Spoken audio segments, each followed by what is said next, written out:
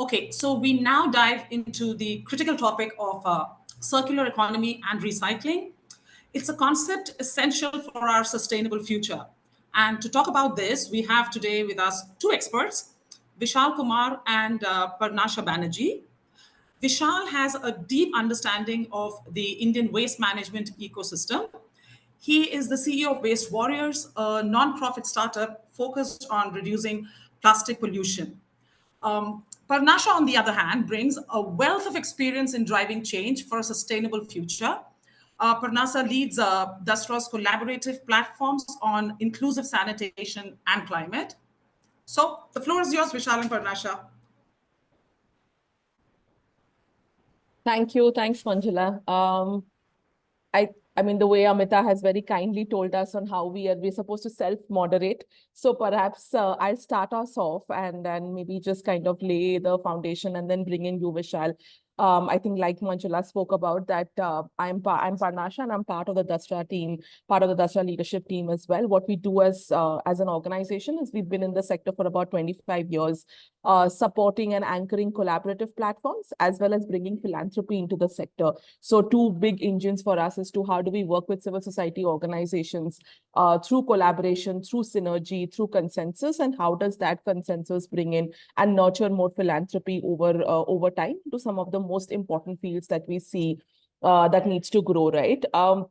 I think like Manjula started us off with, there is a lot of conversation that is basically going around what do we want to speak and how do we want to speak about circular economy and recycling, right? And I was doing a little bit of research in the morning, and no way I'm as big of an expert as Vishal is, who's probably spent like several years just figuring some of these things down. But we do have the the leverage and the opportunity and the honor to be basically working with organizations like him, working with organizations like Hasirudullah, SWMRT, Sahas in many different geographies of India who are looking at this problem and trying to solve for it in their way, in the way how they look at it and how they want to solve it with the communities that they serve and with the communities that they work with, right?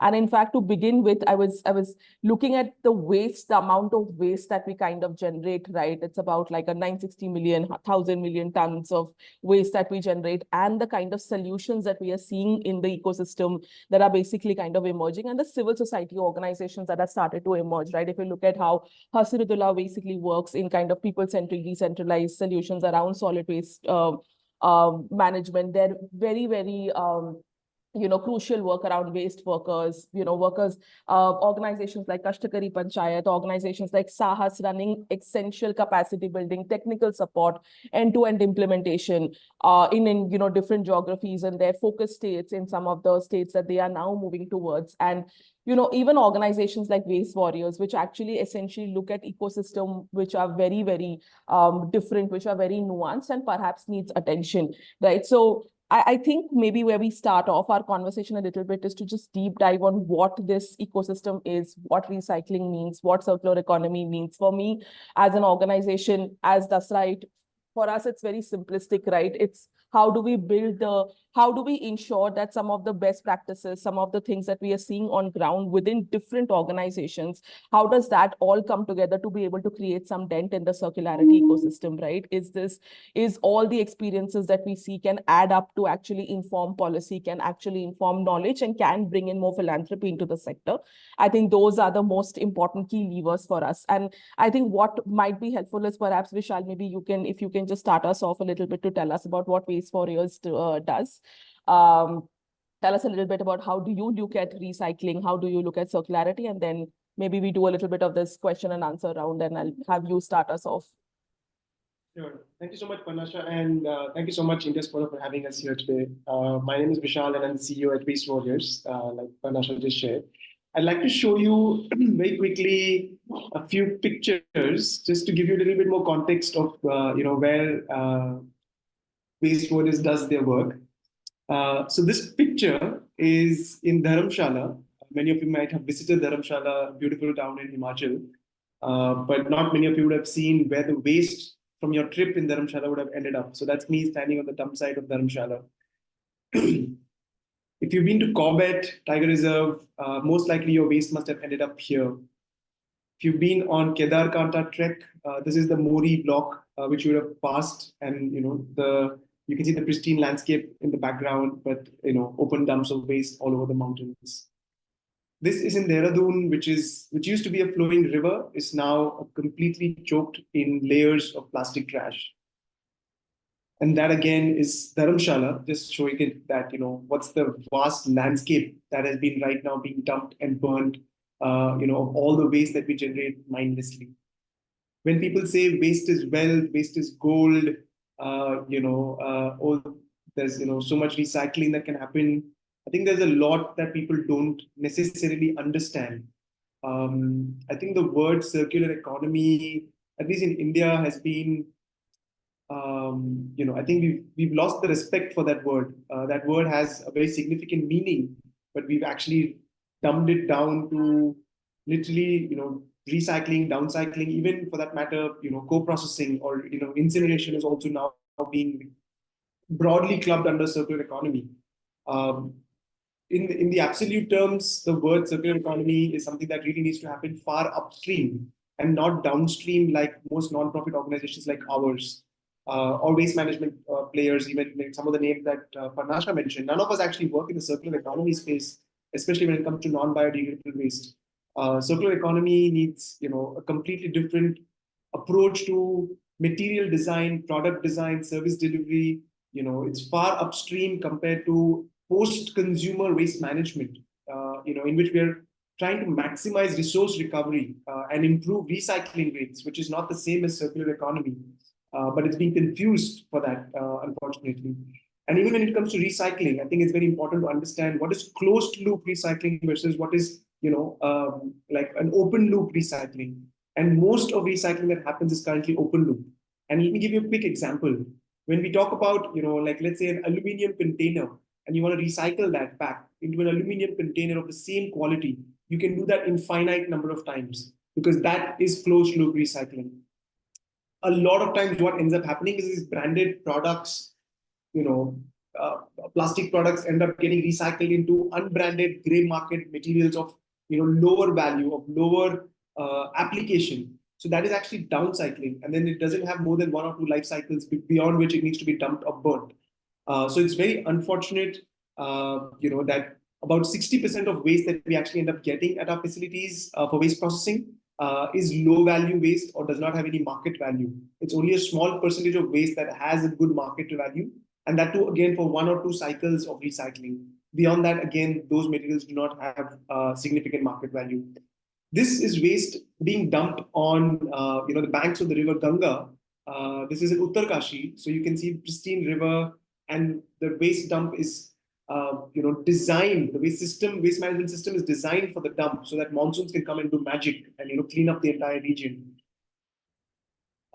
The mountains are not just home to humans, but we actually end up, impacting the wildlife also significantly in these regions. And it's very sad that they have to suffer because of our actions and inactions.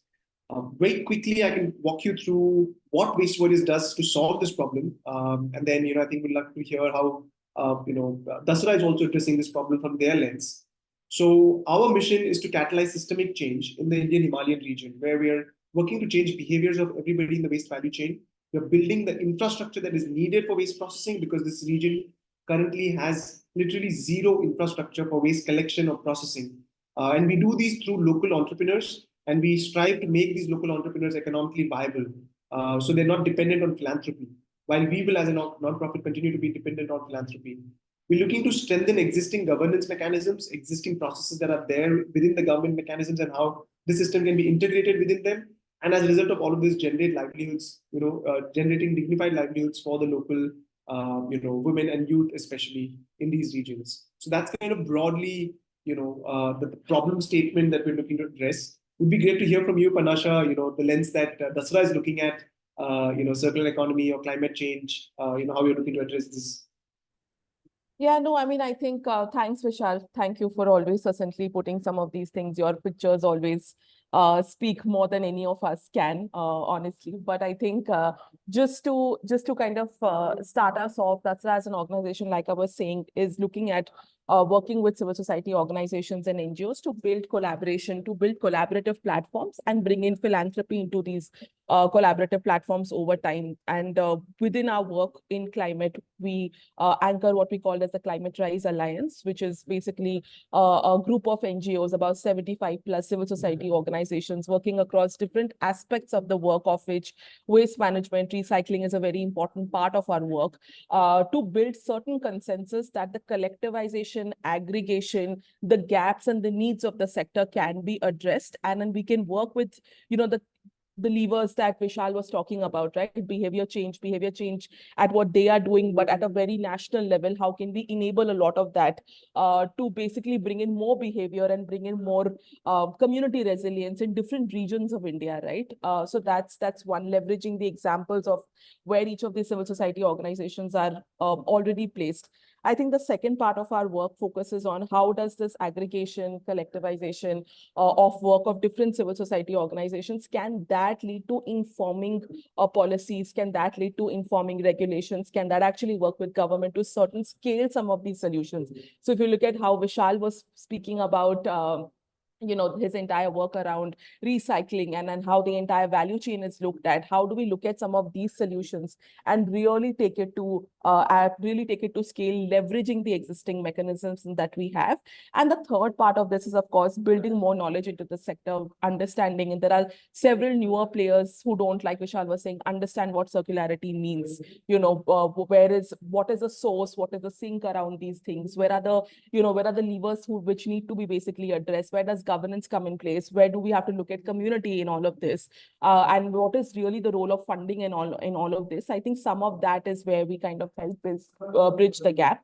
Across the Climate Rise Alliance, we have four kind of thematic areas: cities and service delivery, health and health systems, conservation and restoration, and resilient agriculture and livelihoods. A very big focus for us within our cities and livelihoods piece is to look at some of these solutions, understand the ecosystem of waste management, and therefore the solutions that we can kind of think about, right? Like if you look at just the opportunities that this entire ecosystem can actually provide, is towards looking at some of these partnerships to build and integrate composting, right, at the source, at the time of construction, and so on. Collaborations for some of these private partnerships, big industry players, philanthropists, investors funding into R&D into the sector, innovative technologies that can basically come, citizen behavior change that I think Vishal already spoke about, but how do you kind of leverage that to be able to make it more India level, make it more for better enabling of circularity of the waste. And of course, the role of government, I do think with the current scenario,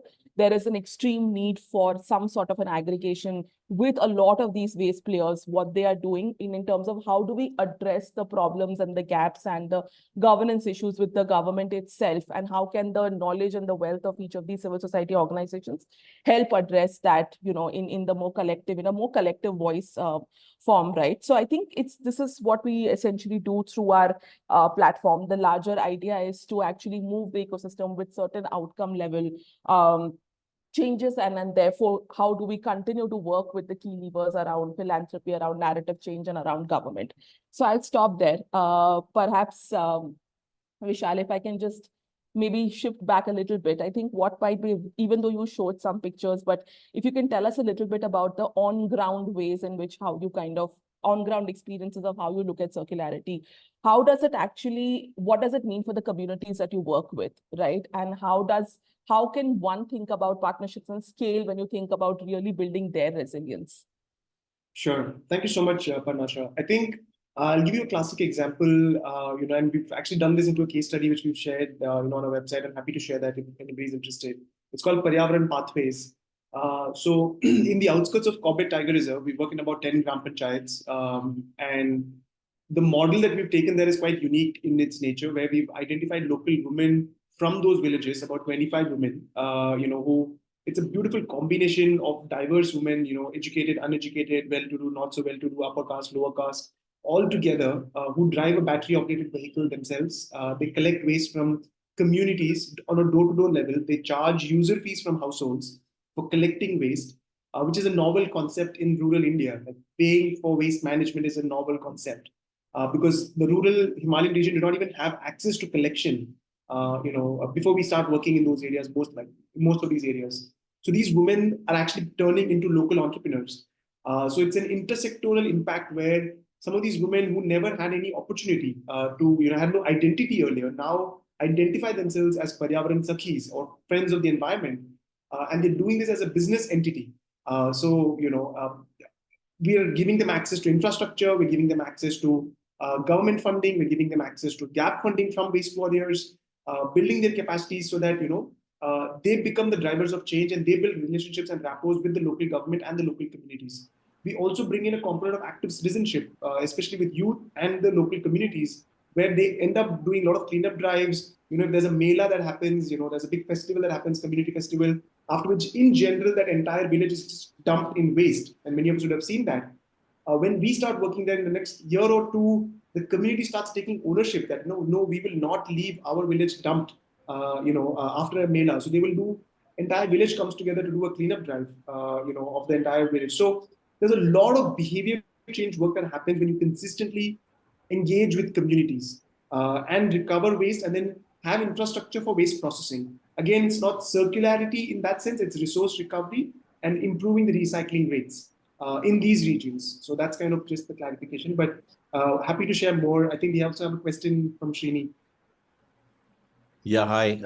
Hey, thanks so much. It's really fascinating. I mean, before I was doing renewable energy, I was started my passion in sustainability through waste management. Actually, I was trying to figure out medical waste management being a massive issue in India. Today, thankfully, you have different bags and all of that, but 2005-6, that wasn't the case. So one of the things that I'm curious, given that you spend so much time on the ground, now obviously it's very disturbing to see all that images, but also if you go to the landfills in the cities, that's even astronomically worse. If let's just say, I think what you're doing is great, but and it has to be done, but if there has to be also massive action at a corporate level, at a government level, at a macro level. If, for example, if there has to be massive action that has to be taken and said, guys, so while there is millions of tons of waste coming every day, there is already billions of tons of waste sitting there. So what if you have to draft a policy statement for the government and say, guys, to basically make, I don't know, I'm just thinking, dig a big hole and put all this landfill inside and bury it.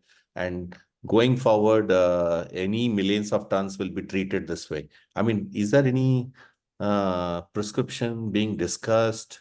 Because this is just, it's not a way to live. For It's a beautiful question, Srini. I think a lot of times when we do awareness sessions, especially even school children, like young children, 6th grade students, when you talk to them about the problem, the first solution when you ask them to come up with is like, can we put all this trash and send it to the space and just dump it out there, right, in the space, because we don't have space on land, on Earth. But there's no, unfortunately, Srini, there's no magic solution to this. There is, and personally, I'm of a very strong opinion that we should not try to solve legacy waste without fixing the current ongoing recurring waste generation. A lot of effort goes in fixing legacy waste. Crores of rupees are getting spent on, kind of recovering legacy waste when there's no system in place for the waste that's being generated on a daily basis. So I think we really need to fix the incoming waste and develop infrastructure for waste collection and processing. There are good examples at scale. Indore has done it. It's a beautiful example. And there's lots to learn from that. But also it's important to understand that it's not a policy problem. Policies are already there. It's there since 2016, even from before. It's the implementation, which is at the hyperlocal level, because waste is something which is a hyperlocal problem. It's not something that can be solved centrally. And the more central solutions we're trying to create for waste, we're actually ending up creating false solutions, which are not helping us in the long term. So we really need more decentralized solutions. We need local composting units, we need local biogas units, we need, bio-CNG units. There's a lot of technology that's already available. We do not need rocket science of new technology per se. But I do think we're also I agree with you. But what I'm just saying is, while you want that hyper-local solution, it will only get done when you think of it at scale level. So, for example, if somebody comes and says, I'm going to set up this hyper local situation, local in all of Karnataka. This is the funding plan. This is what it is. I'm And going to that's set already up. happening, Srini. That's already happening, especially you took a great example of Karnataka. There's a great hyperlocal decentralized solution happening almost pan Karnataka. As we speak, we're happy to connect offline. We don't work there, but we know other people who do. So happy to connect offline because I know we're running out of time and Sure. want to be respectful of the next sessions. And Thank you I so think- much. Yeah, just maybe Srini, just one point to that. I think there are some hyper-local solutions like Vishal was saying that already exist even beyond the states of Karnataka as well, right? There are multiple of these partners who have some of these solutions. A lot of hyper-local, conversation and the hyper-local solutions are based on the data that is coming from them, right? So how do we actually leverage a lot of that data from different regions of the country to be able to address this problem at scale? I think some of that is also somewhere where some discussions have started, and we're keen to actually leverage the experience of through our platforms, etc., to leverage the experience in some of these civil society organizations as well. I'll hand it over back to Manjula. Thank you. Thanks, Vishal. Nice speaking with you again. Thank you so much, Vishal and Parnasha. I mean, you both are such an inspiration. And I think we're all inching towards becoming warriors of DASRA. I think the Sanskrit meaning of DASRA is giving, but I'm sorry if that's wrong. But anyway, thank you very much, both of you.